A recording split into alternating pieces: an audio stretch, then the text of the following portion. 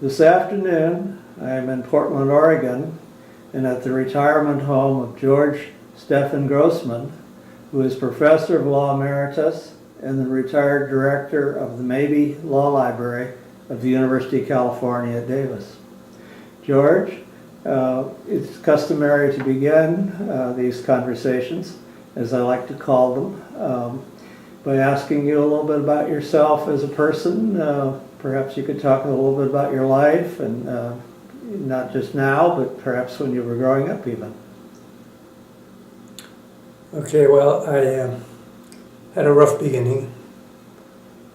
I was born in probably the worst place, the worst time for a Jewish kid to be born in the entire history of the entire world. Czechoslovakia, 1938. Oh boy, that was not a good time, as you say, over there. The next 7 years, I won't go into detail, but managed to survive. We relocated to Hungary, so I really consider myself more Hungarian than Czechoslovak. Mm-hmm. And in 1945, when the war was over, my mother and I survived. My father didn't. My mother was unable to take care of me, so I spent the next 4 years largely in institutions. In 1949, I was able to come to the U.S. because my father was a Hungarian. Well, sorry, he was an American. My mother was Hungarian, but I'm a derivative American citizen. Mm-hmm. So I came to the U.S. to foster home, actually distant relatives. I was in Buffalo, New York, a suburb of Buffalo. Then I stayed there until I graduated from high school. And I worked for a year at Bell Aircraft. We worked on the first American satellite and the VTOL, vertical takeoff and landing. Yeah, Bell made helicopters at one point, so That's I guess the vertical takeoff was a version of that. That's right. And I saved money for a year and went off to college, the University of Chicago. Mm-hmm. I graduated in 1960. The day I graduated, I have my picture here. You can hold it up, actually over this way. And there you go, you're right on camera. Okay. Perfect. Yeah. Graduated in the morning and got married in the afternoon. Ah, there she is, yeah. At Susie, and she was 1 year behind me Yeah. in the University of Chicago. So I started graduate school while she finished her senior year. Mm-hmm. But in January of that year, halfway through the academic year, we learned that we were going to be parents. Oh. So I dropped out, got a full-time job with the American Bar Foundation. Mm-hmm. The ABA and the ABF had their offices on the Chicago campus. Mm-hmm. They hired me as an editor, and I worked on their publications, Narcotics and the Law, Mentally Disabled and the Law, Treatise by Mm-hmm. Soya Menchikov, and a number of other publications. And that's when I became interested in law. I was going to go for a PhD in political science, Mm-hmm. in international relations. But I realized that the law and what I was interested in doing were much more accessible. Mm-hmm. Although when people ask me why I went to law school, I often say it didn't require a dissertation. But I continued working at the ABF for a year. Mm-hmm. After that, I landed a job at the California Law Revision Commission, Mm-hmm. and they hired me as their administrative assistant. So we relocated from Chicago to Palo Alto, and they had their offices on the Stanford campus. Oh. And I worked for them for a year and enrolled in Stanford Law School. When I graduated 3 years later, I decided to become a law librarian. Mm-hmm. Throughout the 3 years in law school, I worked part-time in the law library. The law librarian was Myron Jacobstein, Yep, I remember him. Mm-hmm. and the reference librarian was George Torjay Biba, Mm-hmm. who was Hungarian. So we got along, and I asked him one day when I was in his office chatting, how do you get a nice easy job like this? And he said, go talk to Jacobstein. And the Jacobstein encouraged me to become a law librarian. Yeah. So they were basically the ones that kind of recruited you into the field, then I take it? That's right, and Jacobstein was my mentor for the rest of my career. Yeah. Well, you picked a good one, that's for sure. He was planning a new facility at that point. Stanford had a new building. It didn't come until much later. But I took a course in mechanical drawing in high school. And I had a drawing board and a T-square and all the equipment, and I would draw whatever you wanted for a library layout. Uh-huh. And he liked what I did. In my senior year, I went with him to the ALS convention. Mm-hmm. He introduced me to other law librarians. I came back with an offer from Penn, from Morris Cohn, Mm-hmm. and Another legendary member of our profession. that's right. And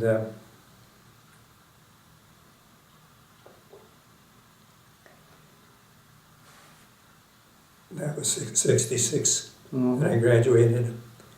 So I worked with Morris for, I'm sorry, my throat is.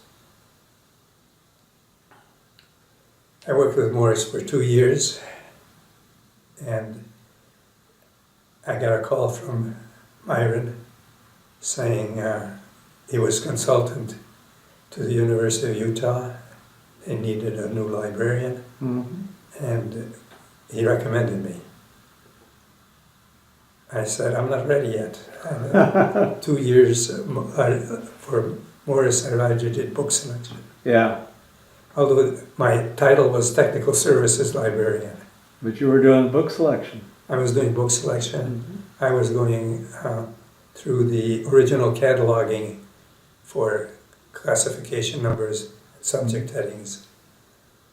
But I didn't know much about cataloging. I started library school at Drexel, and I interrupted that to go to Utah. Mm-hmm. Now in Utah, there was a library school at BYU, which was Well, it Provo. wasn't accredited yet, Oh, it wasn't. Mm-hmm. but I started taking courses there.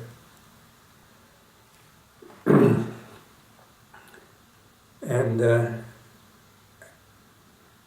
2 years, I think it took me to finish my degree. Uh-huh. So I got my MLS, and at the same time I got tenure at Utah.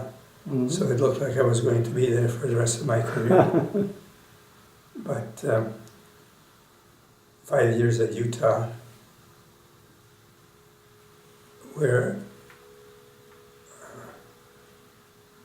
I'm trying to think back on the experience I had there. Even though I wasn't prepared for the job, Mm-hmm. somehow it clicked. I remember getting up in the morning and being pleased about going to work. Mm-hmm. I realized I liked the job, I liked the faculty, for the first time in my life, I was treated as an adult. And I liked the staff.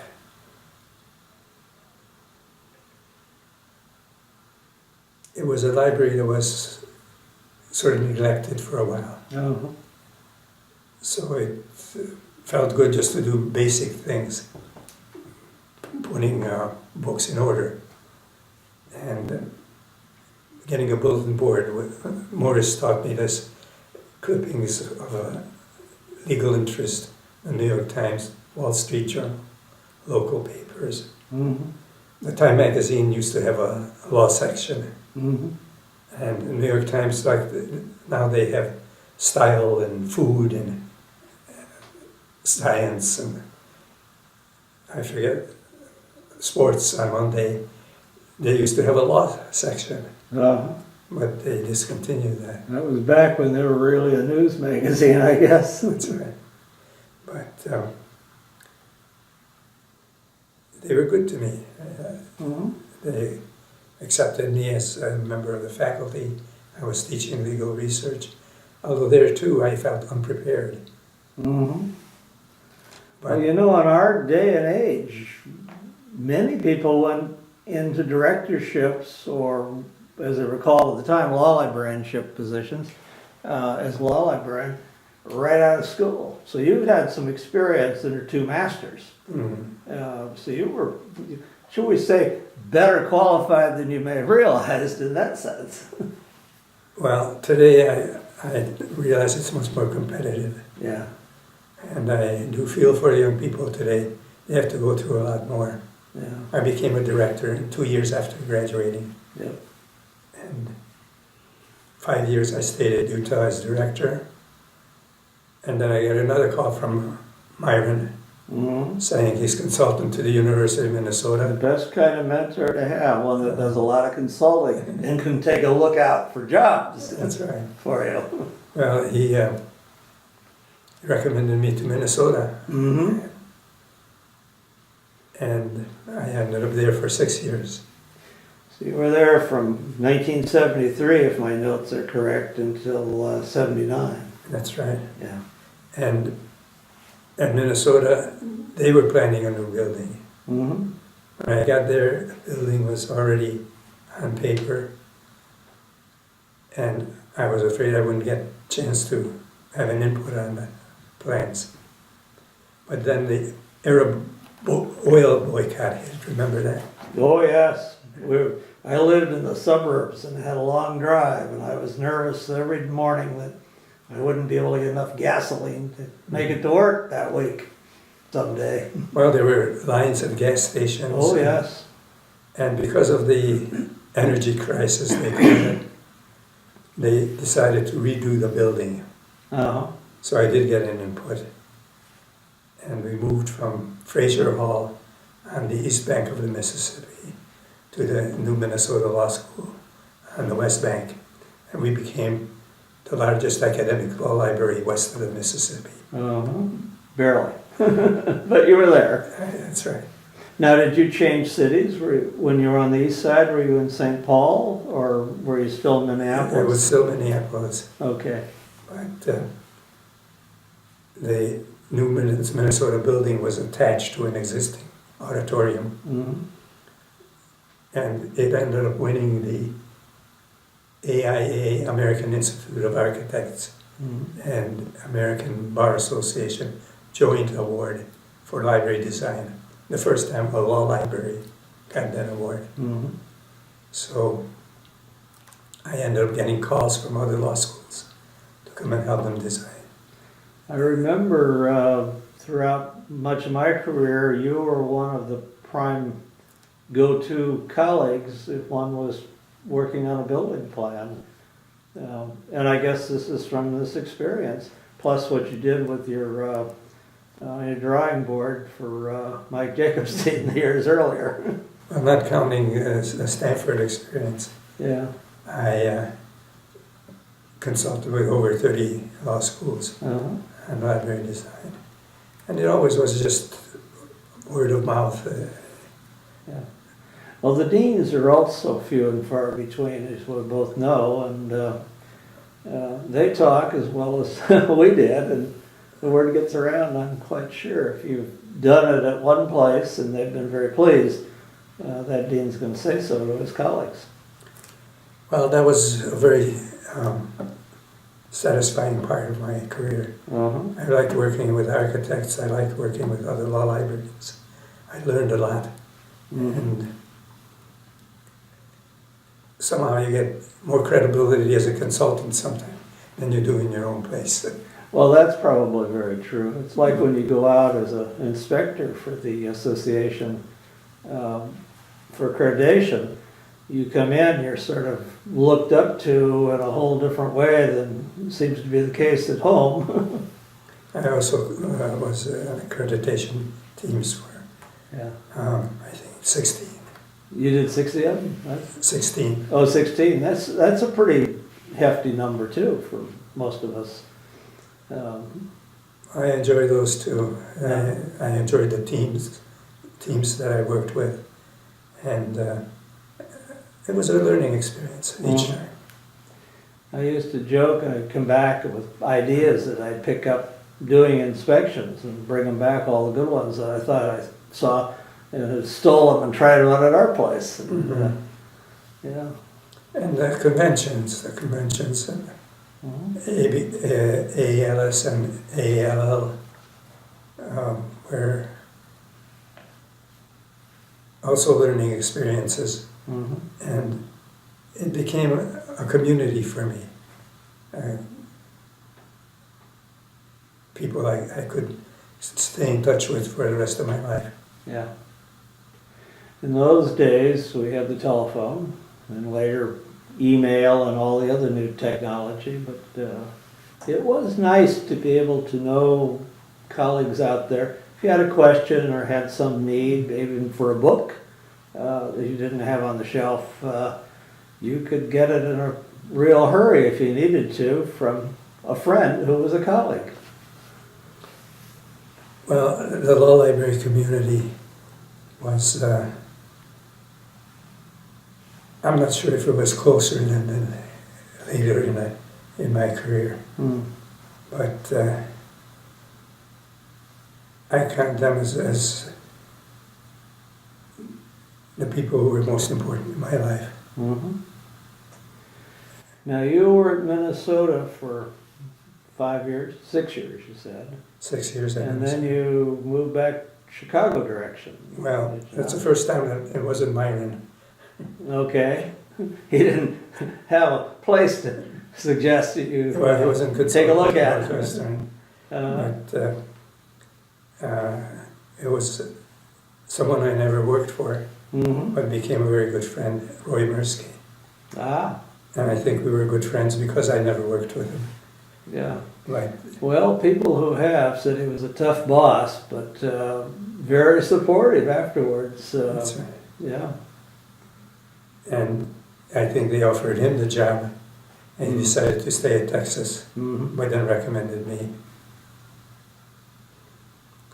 And the Minnesota experience in doing a building was also very useful because Northwestern was planning. In Northwestern, I was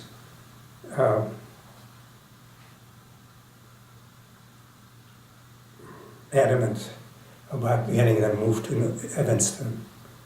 I thought they made a big mistake staying downtown. And the university president, the law school, I think, was in favor of moving to Evanston. The university president nixed it because he said there wasn't enough dormitory space. Oh.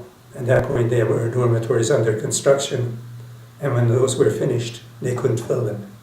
Oh. So the law school stayed downtown. So he needed the additional student body to help fill them, or? Well, he retired before the whole thing was finished. So he didn't know that yet. But I think it was a mistake on Northwestern's part.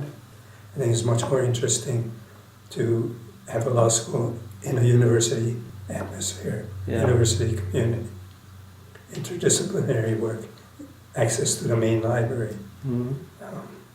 concerts, and the university.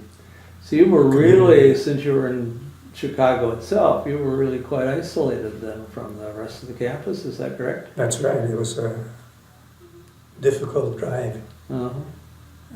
busy streets, and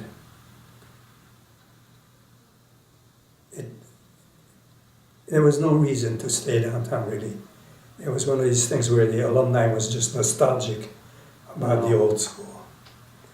And the students could get part-time jobs more easily in the Chicago law firms. And that, I think, was a negative, Mhm. because when I saw them in suits in the halls, I knew they were more interested in their part-time jobs at the law firm, Yeah. and the law school was secondary. Well, I know the ABA tried to discourage students working. They had limits and so on. Often, I suspect, got ignored in reality. But so in a way, it might have been better academically in some ways if the school had gone to the campus from that one aspect of just lack of distractions, shall we That's say. right. Good way to put it. Also, building-wise, by staying downtown, Mhm. they kept the old building and added on to it. Okay. So the library is split between the old building and the new building. Mhm. And Evanston, they could have had a whole new building right on the lake shore. And they're on the lake shore downtown too, but there's a lake shore drive right under the reading room. Mhm. And it's not the building I would have wanted. Now, did you have any involvement with a possible building plan for the main Evanston campus, or did that not, didn't get that far? Never got far enough for a building plan. Yeah. But there we could have started from scratch. And downtown, they were stuck with an old building Mhm. that was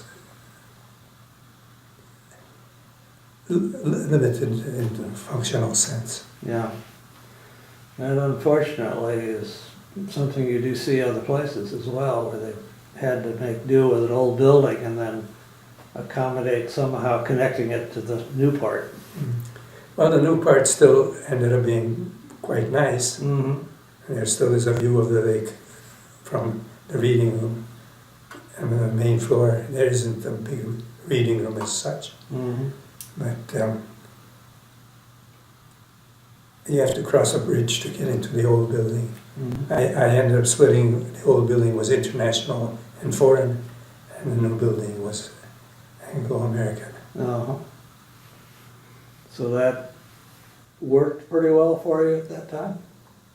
It did, but it's not the way I would have laid it out. Yeah.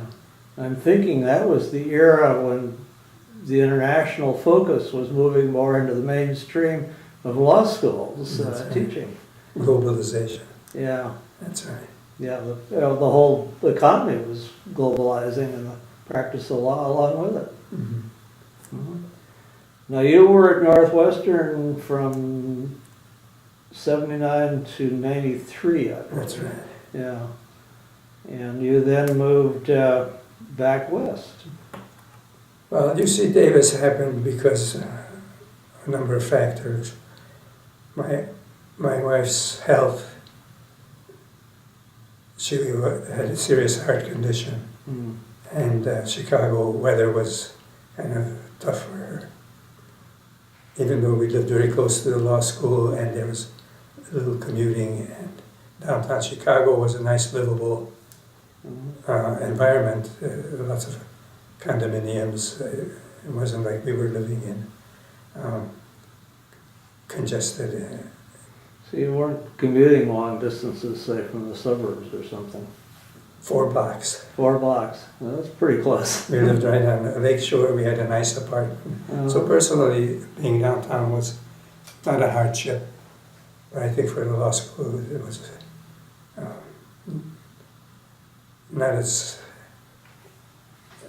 convenient as it should be. Also, there was no law school community.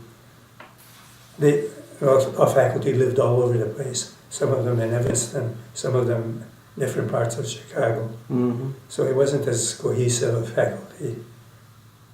Possibly if you'd moved to the main campus of Evanston, you would have had, even if not all law faculty colleagues, friends from other disciplines. Maybe. That's right. We would have been part of the We would have been university neighbors. community. Yeah. There were still some faculty members who did interdisciplinary work. It was much more difficult, but and there are some who lived up in Evanston in order to be in the university community. But then they had quite a commute. Mm-hmm. I suppose one possible upside of being separate from the campus is your colleagues in the other schools weren't watching what you were getting and doing and envying any of it. So I know on some campuses, including the one where I worked, the law school was sort of the fair-haired kid on the campus. As far as the rest of the faculties were concerned, we were getting more resources than they were, which was bad. But, Well, I think that existed for that. The distance didn't matter. yeah, They can be down on the we law school. moved 4 blocks off campus at one point, and I don't think it stopped, but at least I couldn't hear it all as often because I was off campus. Maybe that's what I was fooling myself about, how we eliminated that problem. But Northwestern was a good experience otherwise. Mm-hmm. We didn't move on the main campus, but we did adopt the main campus's library system. Mm-hmm. And Notice was then a leader. That's right, that was started, they were part of the founding group for the online systems called Notice. That's right, and I believe we were the first law library, first academic law library to have an online catalog. Well, that put you on the forefront of progress in an early day. That was a good experience. Yeah. And we did a full conversion to the LC classification. Well, I suppose since LC was sort of slow in coming, especially the law parts, what system did Northwestern use before that? If any system at all for classifying? They had a system, but was it the University of Chicago? Isn't that where it started? It might have been, yeah. I mean, there were a number of them around. I know Fred Hicks at Yale had a system where he basically, the main part of the call number was T for treatise if it was a law treatise, and then he just did a cutter number. Harvard had a more elaborate system where they ended up with the same call number on quite a few books because of the way it worked, and that made it interesting for the shelf attendants to find things. Well, because of the way the collection had to be broken up, Yeah. we did put superior symbols above the LC numbers so that we could separate treatises, periodicals, reference, and international and foreign. Eventually, when they developed more parts of that, some of the LC schemes actually gave you that option as part of the schemes themselves. But if you're using it early on, it wasn't there yet. Well, we did it early on and ours varied somewhat, but it worked. And Did you ever work in a library that used the old Dewey Decimal System for law? I'm sorry? Did you ever work in a library that used Dewey Decimal System for classification in law? No, which system? Dewey Decimal System. Oh, Dewey Decimal. No, I don't think. Yeah, we had that when I was a student at the University of Washington. I learned bad habits of research because of that, because I would find one book, and then all the others right on the same subject were very conveniently right next to it. And some of the other schemes are a little more, they split off things a little differently. But so I had to learn to behave myself like a real librarian and use the card catalog or later the online version of that to find books after I moved away from a place that had Dewey Decimal. Well, the LC wasn't entirely satisfactory either, No, because it separated, for example, labor law and labor relations. exactly. Yeah. And, That's what set me to learning how to use catalogs. And there was a controversy going on at that time about forcing. And you take labor relations and you force it into labor law. But that wasn't very satisfactory. Yeah. So what I ended up doing is creating an index to the LC classification. So the person teaching labor law could find all the different locations Yeah. where. And as more shared cataloging arrangements, notice or OCLC and so on, that if you deviated too much from the norm, you were at a disadvantage there. That's right. Yeah. Interesting. Well, you were at Northwestern for all those years. Did you ever teach formal courses while you were there? A number of times during my career, I was asked to teach for contracts or copyrights or. A lot of deans think librarians are experts on copyright just because you're the librarian. That's right. And, I imagine you learned very quickly if you were going to teach the course. I always resisted that until Davis, but I felt that the administration of the library was a full-time endeavor, and it, in addition, teaching legal research and legal writing. Legal writing, I don't know how I got linked up with legal research, because we had no training in legal writing. Yeah. We were just asked to teach it. The writing part of it, that would be very demanding on your time too, I would think. That's right. More so than legal research itself. Yeah, I taught research a couple of places I was in my early career, but never the writing component. I never missed not having that additional responsibility. Well, at Northwestern, there was a full-time faculty member doing legal research and writing. So the librarian didn't get involved in that. Yeah. Had you taught that at Minnesota? And, In Minnesota, I did teach legal research. And Utah as well? And Utah legal research and writing. Yeah. That was pretty common for directors at that time, in many places, as I recall. I should go back to Utah for a minute, because in Utah, I also got involved in extracurricular activities. I became president of Utah ACLU. And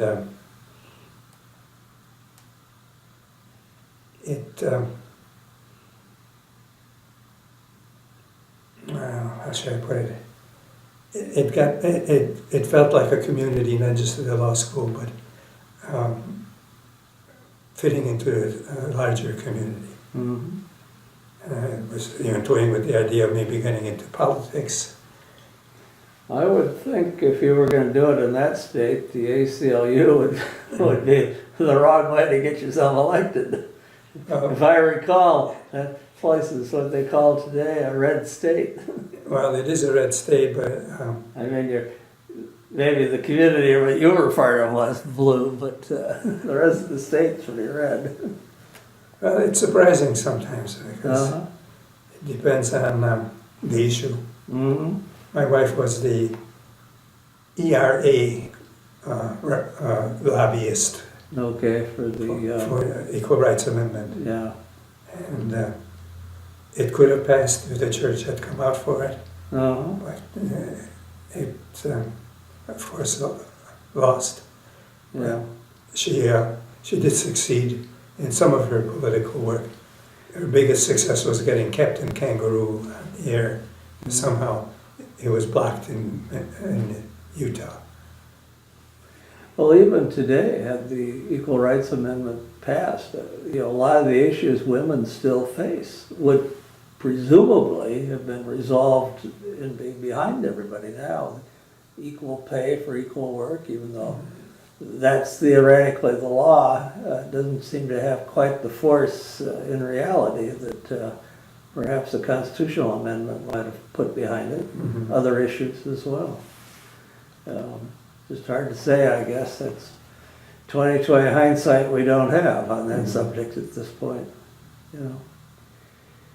Well, you were sort of moving, you left Northwestern in the early 90s and went to Davis, California. Can you tell us a little bit more about that experience and some of what you did out Well, there? I mentioned that my wife's health was one reason we went, but we had an understanding that we would go only if I also found it professionally satisfying. Mm-hmm. And Davis was planning a new building. Ah, And buildings are your middle name, George. And when I interviewed at Davis, they said they were on the top of the university's building priority list. And it was just a matter of getting it through the legislature. We were going to do a new building. Good. So you were then going to succeed Mort Schwartz? That's right, Mort Schwartz retired. Yeah, he was the founding law librarian. That's there. right. Yeah. That was a young law school. Yeah. And I thought if they do a new building, I wanted to end my career with a new building of my own. Uh-huh. And one that all my consulting experience would make as perfect as possible. All the things you'd seen that were wrong with other buildings, you could avoid that. That's right. That was That's the right. plan, huh? And I had visions of Japanese architecture students coming by the busload to take pictures of it. I wanted a good architect and do a building as good a law school building as we could get. Mm-hmm. And it took, that top of the priority list took 12 years. And then they only approved a new wing. So I was You wonder what would have happened if you were at the bottom of the priority list. well, it was a big disappointment, but I didn't suffer. It was a good place to live in. Although I think there were more faculty tensions at Davis than at any other law school I worked at. No, that's always tough, I'm sure, to be just around. Yeah, you sort of want the school to progress, and sometimes when that all develops, it sort of slows things or stops progress. I don't know if it did there, but it's always tough. Well, I'm not sure what the tensions were related to. I try to get along with everybody. Except to one faculty member, I'm an administrator, I have to get along with everybody, even you. Yeah.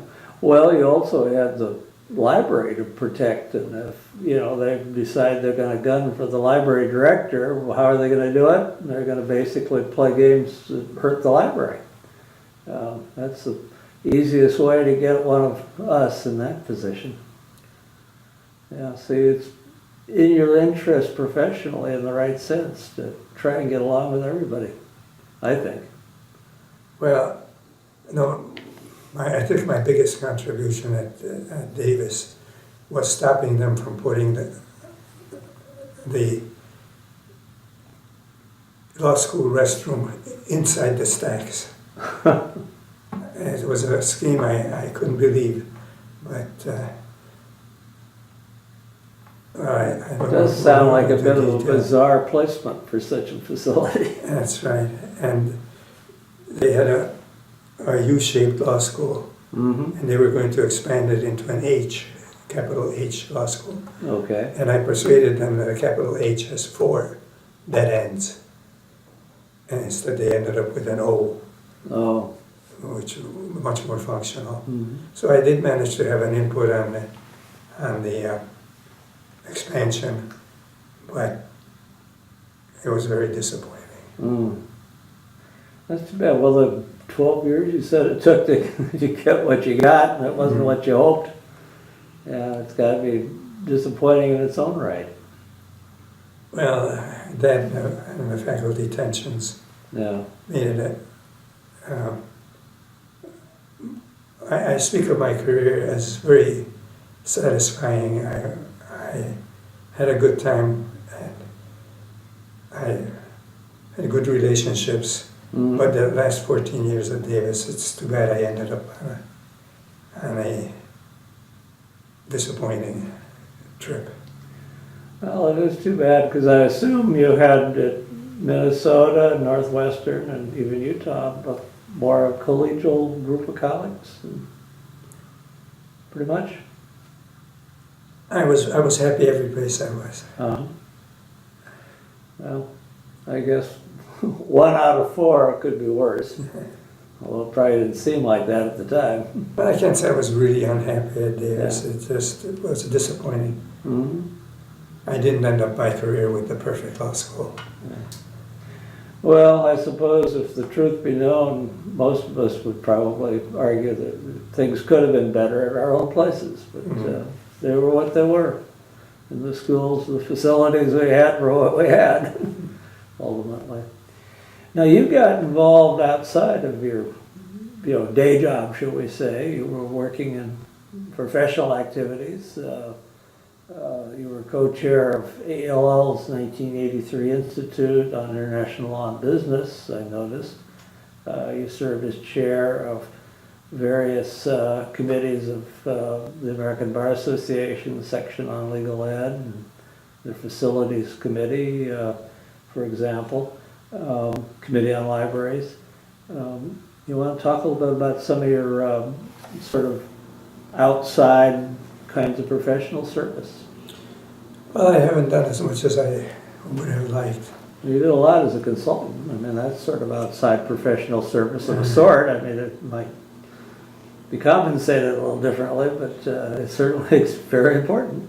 Well, that and the inspection teams. Yes, and those are not compensated. I enjoyed that, and I hope I made a contribution, but made things better at places than it might have been otherwise. But in AALL association activities, I was asked a couple of times to run for president, but I declined because I said at first I should be on the board. If I want to be president, I don't want to be an issue president.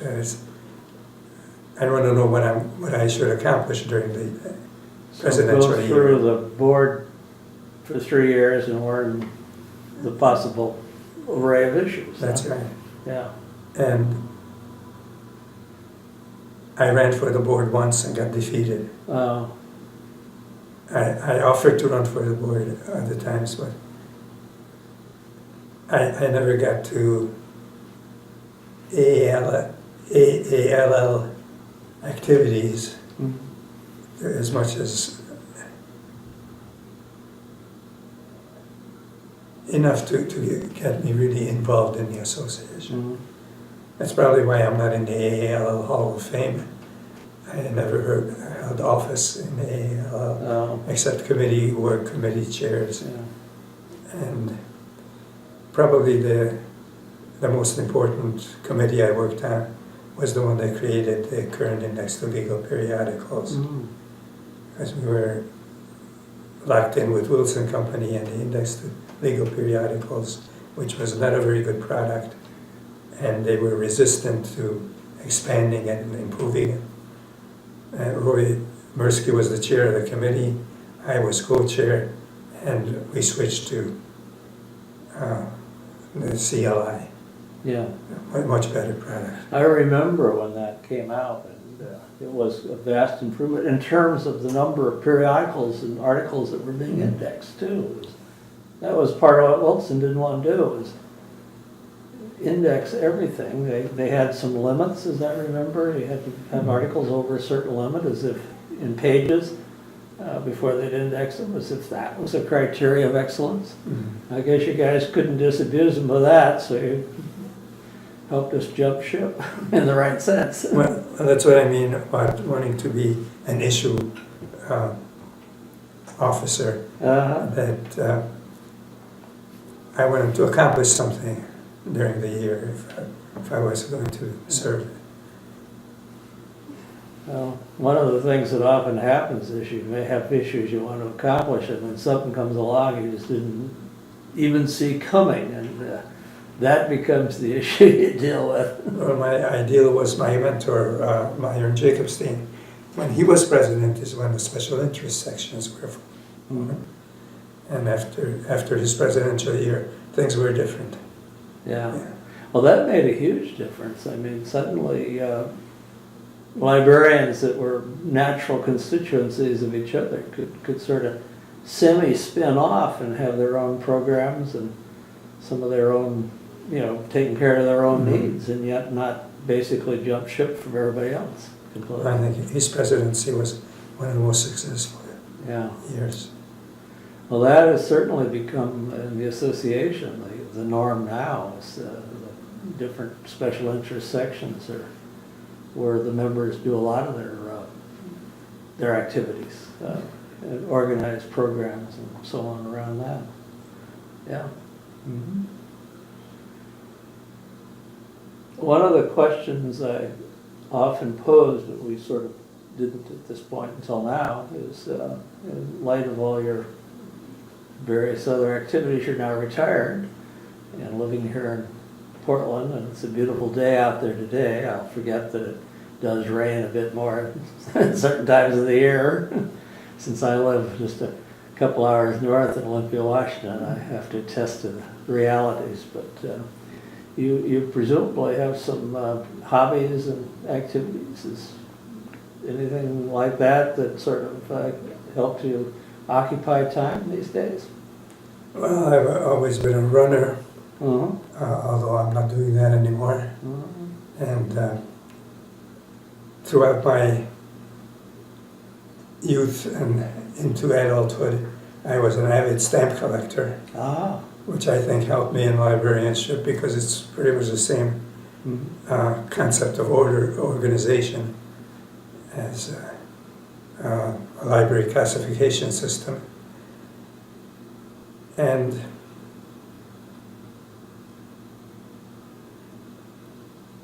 I suppose I'm more interested in politics than anything else.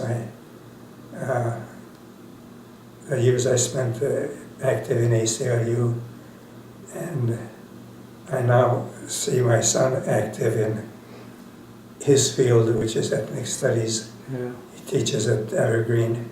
Yeah, he's a neighbor of mine, actually. Not too far physically separated, our homes are up there. But I see him mentioned in the local news every once in a while for being involved in something or other, perhaps down at the Port of Olympia, or bringing in certain kinds of commodities for use in fracking and other things in this country that he says he's concerned about. I think that's putting it on the paper, sort of quotes him. Well, again, back to Utah. When I was involved with ACLU in Utah, is when the American Indian movement took over Wounded Knee. Oh, And yes. became a big national issue. There wasn't an active ACLU chapter in the Dakotas, so they turned to Utah as a nearby. So we got involved in the ending of that standoff, which could have been a lot worse. They were armed personnel carriers with armed troops ready to take over, but we ended up with a peaceful resolution. And through that experience, I got interested in American Indian affairs. The ACLU formed a national committee on Indian rights, and I was appointed to that committee, as they thought if I was involved in the Wounded Knee, I must be an expert. So I served on that committee for quite a few years. We met in Denver twice a year, but teaching, I was just beginning for that field. It wasn't a recognized academic subject, but it became, once casebooks came out and and more publishing interest was focused on the field. It became a respected academic area. Mm-hmm. I never taught a full course in it, but seminars that were student motivated, I got involved in. And I think that's why my son inherited that and went into ethnic studies Mm-hmm. as his major teaching interest. Mm-hmm. Well, I remember you introduced me to him and his wife one time, and when you were up in Olympia visiting, and I came to the hotel where you were staying. They seemed like a very, not only nice, but very accomplished couple. And of course, since I recognize the name, and I've noticed him occasionally mentioned in the news of some of the things he's doing, not all political, some of them are more related to his academic pedigree and work too. And Davis, I became interested in teaching in legal history, Uh-huh. American legal history. Mm-hmm. I took a sabbatical between Northwestern and Davis and studied English legal history with Mm-hmm. John Baker at Cambridge. And it didn't get me teaching English legal history, but when I came back, I continued it with American legal history. Mm-hmm. So for the last 5 years or so at Davis, I was finally teaching a substantive subject. Mm-hmm. It sounds like one you like too. I'm sorry. It sounds like one you enjoyed teaching. I did, and I thought in retirement I would do more publishing, Uh-huh. because there is no treatise that you can point to Mm-hmm. as the, well, no nutshell or no West treatise on. Sort of like a horn book or something. Well, there's Cohen's major book, Yeah. and that got updated in the 1990s Mm-hmm. or 1980s. But I figured on doing a treatise that could be both academic and readable. Mm-hmm. I have a bunch of 3x5 cards, and it hasn't gotten very far. Well, something to do if you are feeling the urge at the moment. Certainly available. Well, I think there are others working on it now. Uh-huh. It's probably more appropriate that they should do it, because I was sort of an outlier in the field, just a hanger-on.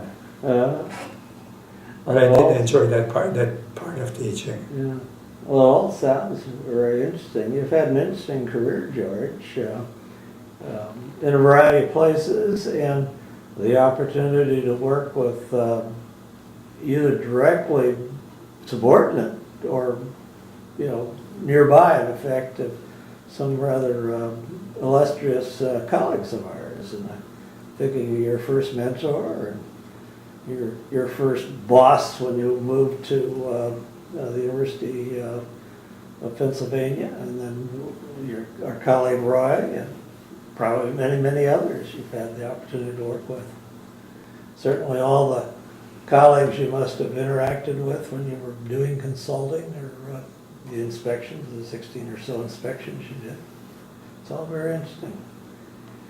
One other teaching interest was at Northwestern, since they had someone else teaching legal research and writing. I offered a advanced legal research seminar, but I did it different from any other one I know. Uh-huh. I took a historical approach and basically tried to trace the beginnings of court reporting, legislative reporting, and indexing concepts. And I ended up using original sources for that. Uh-huh. And I put that all together and got it published by Oxford University Press. Uh-huh. It didn't sell very much because I don't think anybody else takes that Well, sort of approach. The academic presses, I'm sure, do not have huge press runs of almost anything they sell, but Well, I did expect it to good be. quality work, though, as a rule. Well, there is that one publication out of it, Legal Research, Historical Foundations of the Electronic Age. And I tried to trace it from the yearbooks to the Lexis and Westlaw. But it's just an interest I had. I remember a student coming to me and saying that he too was found the course interesting, but he learned more than he wanted to. So that's what's wrong with that book. It's A little more comprehensive than it needs to be, but usually the argument is they don't learn as much as they should. So maybe this is success in its own way. another book I managed to publish was by well, every year there were requests for summer readings, suggested summer readings, and I know a number of law libraries publish such lists. Yeah. So instead of publishing a list of readings, I took excerpts from readings and put an anthology together. We probably should have called it Summer Readings for Law Students, or Readings on the Way to Law School, or something like that. Probably readings on the way would be the better marketing hook kind of thing. That's right. Yeah. But they ended up calling it The Spirit of American Law. Uh-huh. And it's a good anthology, but it never went anywhere. Well, sometimes other things get in the way, I guess, of otherwise good ideas. But who knows? Well, George, we've talked about a great deal about your career and other factors, and we're probably nearing the end of our conversation this afternoon. But it's customary to ask if there's anything we've not talked about that you would like to bring up. And I do recall that before we started, you had a couple of other pictures that you had thought about possibly trying to show. Would you like to do that? Oh, just my consulting. Some of your consulting handout, yeah, lift it just a tiny bit. It'll give a better view of you with more of the suit. Lift it up a little higher. Perfect. There you are, all dressed up in your coat and tie with a hard hat on. You want to tell a little bit the story behind that? Well, It's like you're in the middle of construction around you too. It's at Northwestern, and I think that's probably how I want to be remembered most, is my involvement in building design. Well, you consulted on an awful lot of law school buildings over the years. Do you remember the number at this point? Well, Or approximately? law schools were something like 28, 29. Did you consult on other types of construction as well? The Cook County Library. All right. That was interesting because it was in a Mies van der Rohe building. And I consulted with architects who were thinking of doing libraries. But altogether, I think I had about 32 consulting. Well, I imagine that normal architects are not used to thinking in terms of the weight factors and books and library materials and things like that. So I would think having someone like you work with them at least early on would be helpful, at the very least. There was another publishing interest. I thought of doing a book on law library design, but Steve Margeton did one. And I remember, yeah. Then there was the old Metcalf book that totally Metcalf is a very good book. Yeah, we used that. I know when I was planning buildings at different points for us and where I worked. Well, that's about general library design. But it still helped in terms Oh, sure, it's applicable to all libraries too. Yeah. Well, perhaps with all that said, George Grossman, I want to thank you for inviting me into your home here and along the Willamette River in Portland, Oregon, and taking your time this afternoon to tell us about your career and some of the interesting things you did along the way. And in thanking you, I'm not only thanking you on my own behalf, since I had the pleasure of coming and talking with you, but on behalf of Michelle Wu, Frank Hodek, and of course Dick Spinelli, with whom I have the honor, all three, of working to put together this oral history of law librarianship for the Hein Online Spinelli's Law Library Reference Shelf. Thank you, George. Well, thank you for doing this for the profession. Thank you. All right.